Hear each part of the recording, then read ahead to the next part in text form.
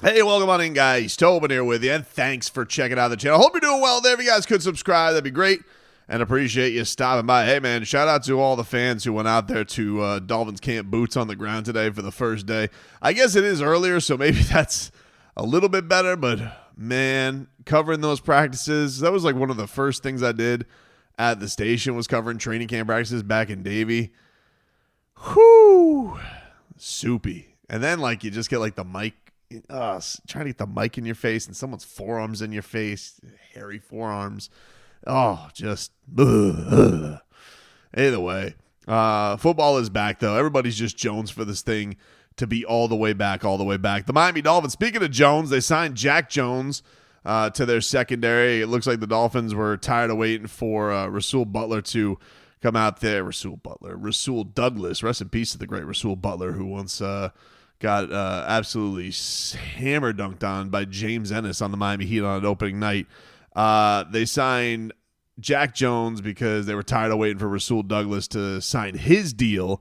I guess this thing had been on the table for weeks. They were tired of waiting.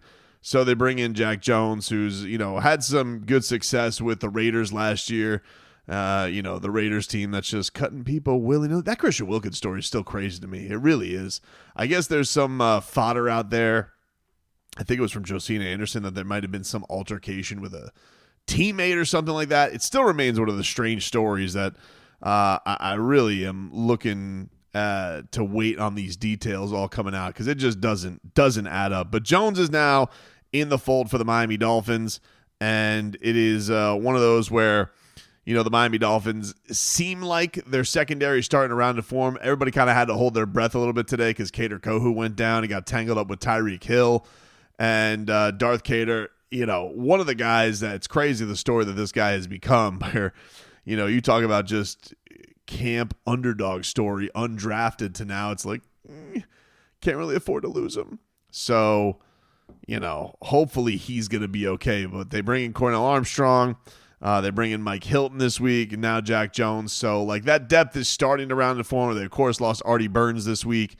I don't think it's the flashiest group in the world, but it does feel like the Dolphins have finally made their moves to solidify this thing, make it happen where they got somebody people who are capable of going out there, have a little bit of experience, and then maybe some of the young guys do step up and they're able to. I don't know how much you got faith in the second-round pick Cam Smith going out there. I saw there were some tweets today that he got roasty toasty, and apparently he's like, what, is he working with the third team? I don't know. I don't know how much faith he could have that's going to become a thing. Mike McDaniel said that this week, he needs to keep chopping wood through the darkness, and I'm like, what is he, a cross between Bane and a lumberjack? Is he a nocturnal beaver? I don't know what the hell that means, dude. There was this interesting little thing that happened today, though, and this was first reported, I saw, by Omar Kelly, and that was that Minkah Fitzpatrick, who I don't believe has spoken to the media yet, do with that what you will, but he had a sick-ass interception today. I mean, you're like, oh, a safety who can make plays like that, make plays on the football. Like, you're not used to something like that. What a concept that could actually be something that you have where this guy is out there. You can take away.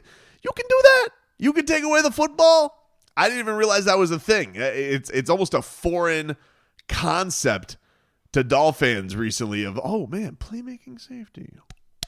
What the hell is that? But we did find out that Minkah Fitzpatrick is apparently making an agent switch, and who else but Mr. Shadow General Manager himself, Drew Rosenhaus, is now representing Minkah Fitzpatrick, who is seeking a new deal. The Miami Herald said their report was the issue is not the $15.5 he's due this season, but the fact that his salary next season for $17.5 million is not guaranteed. They could restructure it to give the Miami Dolphins some cap relief. They got less than $2 million in salary cap space, according to the Herald. But I was like, this Drew Rosenhaus, I got to be honest with you. I know that people look at Chris Greer and they're probably thinking to themselves, how does Stephen Ross keep this guy around? But like the relationship Chris Grier has with Drew Rosenhaus is really something to marvel. Okay, I'm not saying whether it's good or bad. I'm honestly kind of in awe of it. But Drew Rosenhaus somehow has been able to shake down the Dolphins. It seems like anytime one of his clients needs a new deal, he gets it done. And if they don't, he's going to get his client to their number one preferred destination with their offensive coordinator with a raise. This dude is a marvel at doing his job. But it obviously with the local ties down here to South Florida and them always having this representation at camp and whatnot, it is a sight to behold. And so this guy's now gone where he's not only got Jonnu Smith, like the lone Rosenhaus client I can remember in a while, not getting a pay bump. He still gets to go to the Steelers and go where he, basically go to his second favored destination to go get with his offensive coordinator, Arthur Smith, and he gets a pay raise. And then on the other side of it, you get Minkah Fitzpatrick back in town. And who's he signing with? Drew Rosenhaus to get a deal. And I'm just like, man, this dude is a shark. He is good at what he does. And you want to know, I really think he's got to be, it feels like he takes off that tailored suit. He rolls up the sleeves and he's ready to bust up Stephen Ross whenever he's got to get some money. So Minkah Fitzpatrick, and let's not forget the number one client that he's got right now to get a new deal, and that's Zach Sealer. And, we talked a little bit already this week about Zach Sealer, and, he's, not really making a stink about it. He's out there doing it. Minkah Fitzpatrick, same thing. He's out there playing. We haven't really heard or anything about how he feels with being on the Miami Dolphins, but it is interesting. It is interesting. All of a sudden this gets revealed. It's like, yeah, he's got a new agent. He's got the agent. He's got the Dolphins agent to get this going.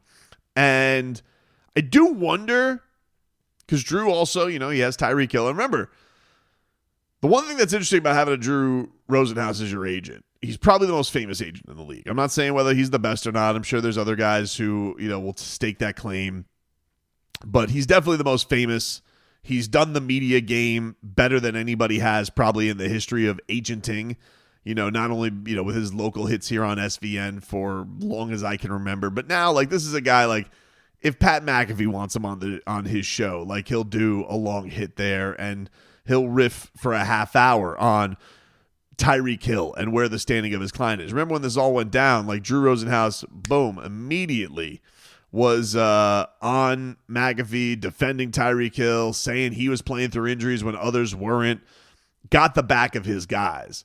And, there's something about having that kind of cachet, that kind of influence to get what you need out there for your guys that, makes him one of the best in the league.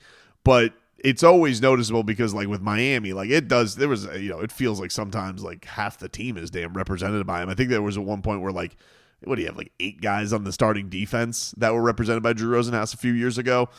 But now he's in a position where he's got Zach Sealer and he's got Minkah Fitzpatrick, who, look, I honestly think are going to be looked upon as the heart and soul of that defense this year. And if this defense, with, maybe some question marks all over the place with the young guys and the secondary guys who they're trying to fill the void, you're going to want those guys taken care of. One, because I think everybody's talking about leadership, accountability. Tua was on NFL Network this week, talking about this, about how much, that's been a better edge. Now, I know nobody wants to hear any verbal stuff to give the Dolphins any credence. I'm just going and listen to it and take it for what it is.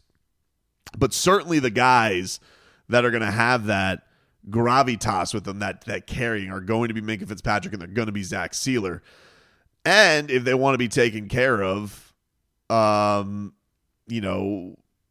they probably got the guy to get it done when it comes to this franchise in particular, because that man, even with Tyreek Hill, you go back to him, he makes the trade, gets a new deal. Even when he wasn't up for a new deal, gets him a new deal. Typically it feels like his guys get taken care of down here. So I thought it was an interesting thing, because we probably went into this thinking Minkah Fitzpatrick wanted a new contract, but now it's like, oh no, he does the agent switch and he gets the Miami Dolphins guy to do it. So we'll see what ends up happening with it, because I guess it's been pretty noticeable. We haven't gotten any feelings from Minka. Now, everybody's been saying, like, not a boisterous guy, not a guy who seems like he's really commanding the media stuff, so it probably feels like he wants to talk to the media about this about as much as he wants a root canal. Because a lot of his teammates are like, yeah, not a guy who's speaking a lot. Even Mike McDaniel said this week, like, his energy in the building is not, like, through the roof, and then he gets on the field and he's like a monster. So you would imagine that the Dolphins, already having one awkward situation with Minkah Fitzpatrick and a breakup, an inevitable breakup, having what they had with Jalen Ramsey happen, and now he's signed to a guy who obviously the GM has a good relationship. You would think all of this stuff was going to be known and that it's going to get probably taken care of in some type of way, I would think. But we don't know for sure. And with the Dolphins seeming like they're starting to form everything together with bringing in Jones, bringing in Hilton, bringing in Armstrong, hopefully Caterco, who's right. And it was interesting. Mike McDaniel said this week, it was like, he kind of played both sides where he was like, yeah, we're never going to turn down making our team better. But then he was also kind of like,